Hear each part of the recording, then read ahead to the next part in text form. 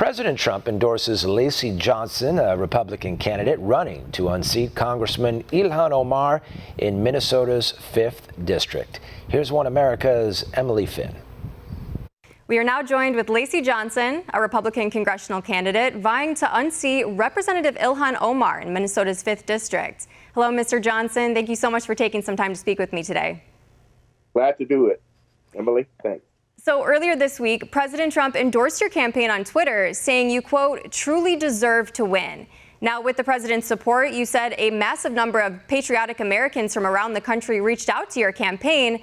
But your district is heavily Democrat and has not elected a Republican to Congress since the 1960s. So why do you believe that your campaign is going to change this trend? Well, there's several things that's unique about my campaign.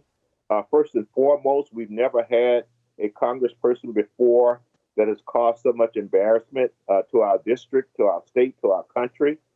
Secondly, we've never had a candidate, I don't think, like me, who's rooted in the inner city, who's got a track record of working in the community and helping people, who got a track record of being a person of character, and who have those contacts. And so as a result of that, I have a lot of people, I have a lot of Democrats working for me, and I have a lot of independents working for me, and I have a lot of people who say, hey, look, we normally don't vote Republican, but because we know you and who you are, and because of your track record around the district, we will vote for you and we'll support you.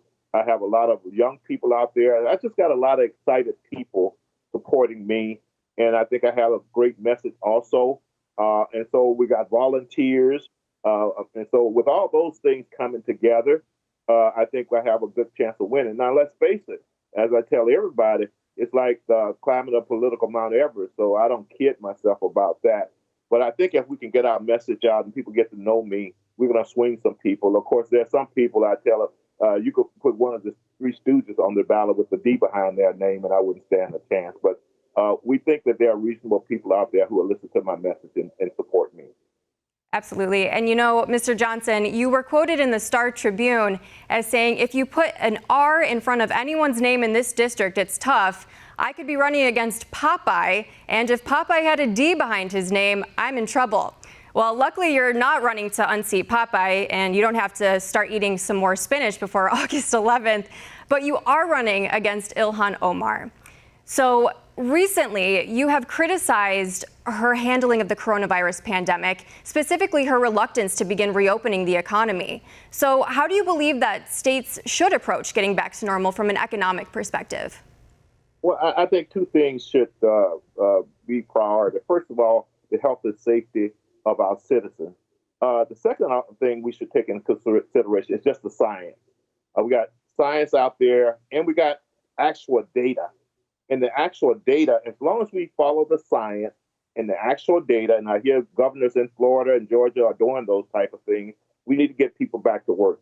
There's no reason to shut down the whole country for this long because of this particular situation, if you understand the science behind it. And the new data, not the formulas that they came up with and the predictions, but there's actual data out there that's showing what's going on.